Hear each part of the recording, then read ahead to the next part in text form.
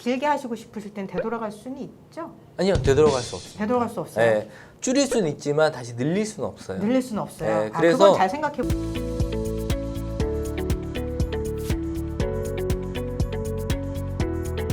자, 요즘 모기지 레이스 상당히 좋잖아요. 과거 모기지와 오늘 날짜와 내일 날짜 모르지만 그래도 오래 일하셨으니까 한번 간단하게. 일단 최근에 이자율이 코로나 이후에 네, 많이 떨어졌고요. 많이 떨어졌죠. 네, 근데 코로나 이전에도 떨어졌어요. 코로나 이전에 우리가 그때 얼마 정도였죠? 한 2.7이었나요? 2018년도 연말에 피크를 찍고 네, 금리가 떨어지기 시작했고요. 네. 그리고 이제 2020년 초까지도 금리는 계속 조금씩 떨어지고 있었어요. 근데 이제 코로나가 터지면서 네.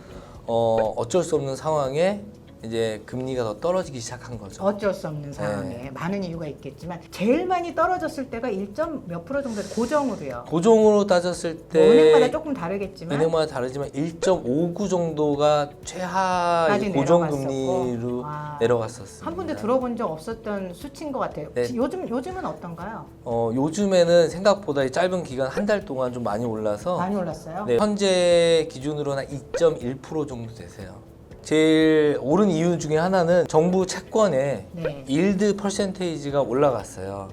그건 이제 미국 채권이 올라가면서 이제 캐나다 채권도 올라가고 고정금리는 이 채권의 일드 퍼센테이지 리턴에 그대로 같이 가거든요. 네네. 네, 요게 올라가면 고정금리도 올라가고 떨어지면 같이 떨어지고 해요.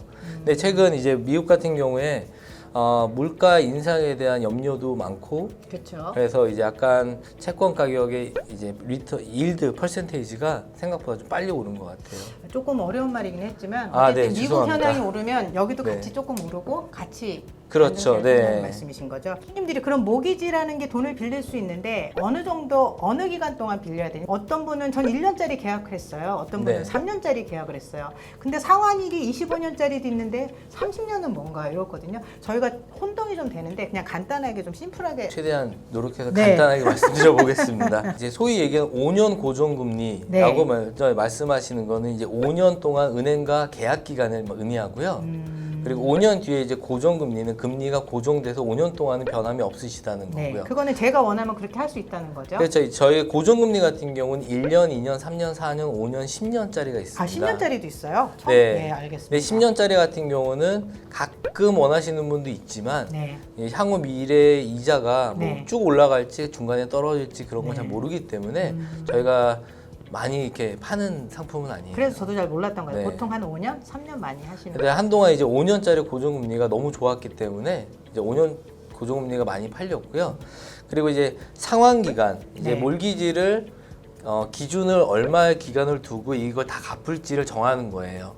내가 계약은 5년 할 수도 있고 1년 할 수도 있지만 있지만 상환 기간은 25년. 25년 또는 30년, 어떤 손님들은 빨리 갚고 싶어서 20년을 선택하시는 분들도 있으세요. 20년이요? 네. 아, 제가 정할 수 있네요. 근데 몰기지 금액이 작고 예를 들어 나는 이거 10년 안에 갚고 싶다. 그러면 아. 10년으로 정하고 그거에 맞는 페이먼트가 측정이 되시는 거죠. 그럼 손님들이 본인이 원하시는 것에 따라서 상환 기간을 10년짜리도 5년짜리도 만들 수 있나요? 그렇죠. 근데 아, 이제 알겠습니다. 일단 상환 기간 같은 경우는 최대한 늘릴 수 있으면 늘리는 게 좋으시고요. 아, 늘릴 수 있으면 좋은 거야? 예, 중요한 왜냐면 포인트예요. 매달 내시는 돈이 그걸로 정해져 있기 때문에 네. 상환 기간을 너무 짧게 잡지 말고 좀 가능하면 길게 그렇죠. 하시는 것도 좋은 그래서 이제 방법이다. 기준을 25년보다 짧게 하냐 길게 하냐가 이제 관건인데 네.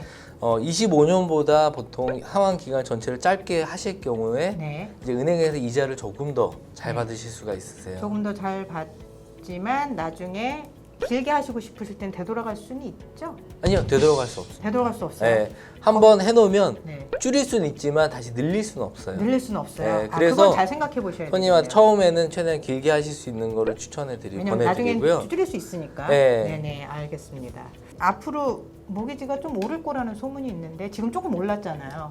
더 네, 오를까요? 최근에 몇 주 동안 올랐고요. 네. 앞으로도 아마도 이제 오르는 추세로 전환을 한 것 같아요.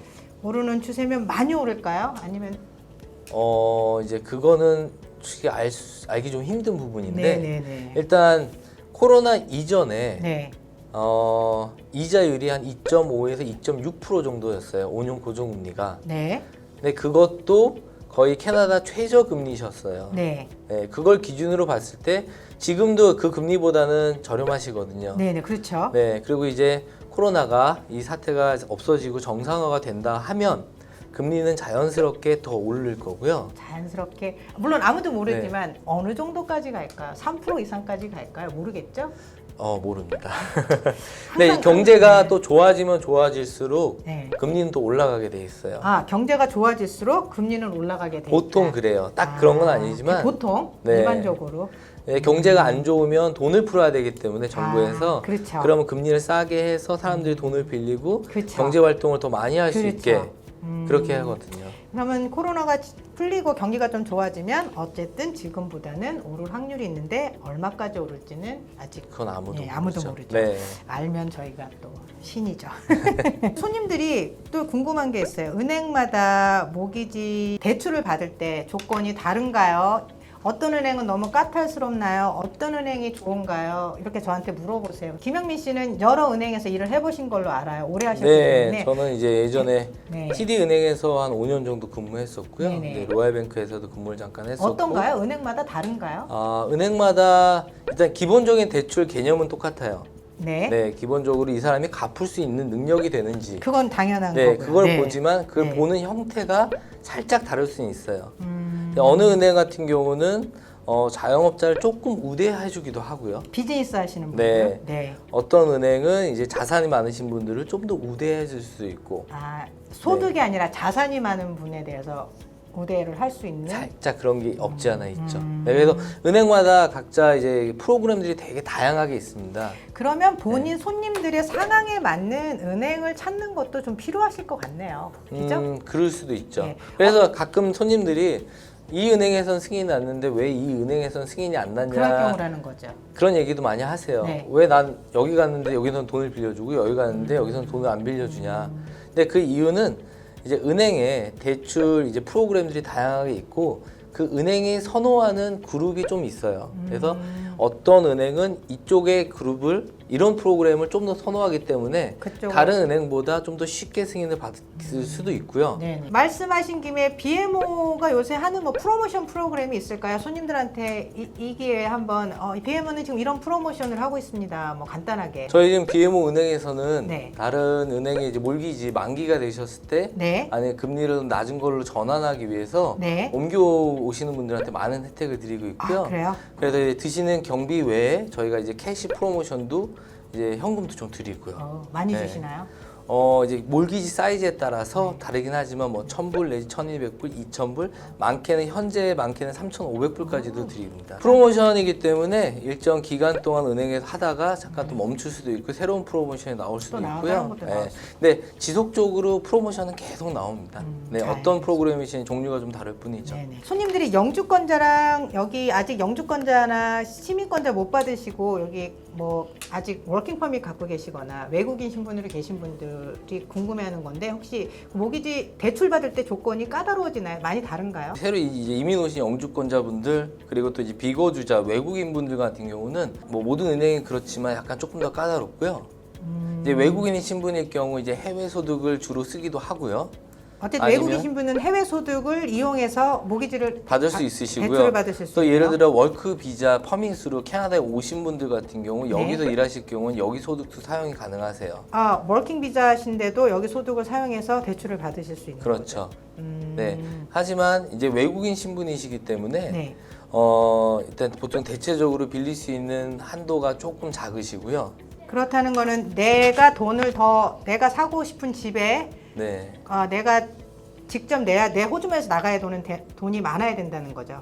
예를 들어서 그렇죠. 은행에서 반을 빌려주면 나는 반 정도는 내야 되거나 뭐 이런 정도인가요? 다운 페이먼트를 조금 더 많이 요구하는 경우가 많고요. 어느 정도인가요? 한 35%? 보통 40% 정도를 40%? 요구하는 게 그게 외국인 많고요. 신분일 때. 외국인 신분일 때. 네. 워킹 버밋도 그 같은 개념으로 들어가는 건가요? 그렇죠. 알겠습니다. 그런 분들은 한 40% 정도는 내 호주머니에서 돈이 나와야지만 은행에서 거기에 돈을 들여서 집을 구입하실 수 있는 거군요. 그리고 또 하나 손님들이 이제 집을 사시면 새집 같은 경우는 GST가 붙어요. 5%가 새집세. 네, 맞습니다. 아니면 또 그거 상관없이 새 집이든 기존에 있던 집이든 저희가 취득세라고 할까요? 네. 집을 구입하실 때마다 내는 세금이 있어요. 우리가 짧게 PTT라고 하는데 손님들이 사실 그것도 엑스트라 돈이 조금 들어가야 되잖아요. 은행에서 네. 그 돈도 같이 빌려주시나요? 대출해 주실 때. 취득세 부분은 저희가 빌려드리진 않고요. 안 빌려주세요? 네. 같이 빌려주시죠. 예를 들어 이제 네. 분양 아파트를 새로 사실 경우에 네. GST 같은 경우는 저희가 집 가격에 얹혀드려요.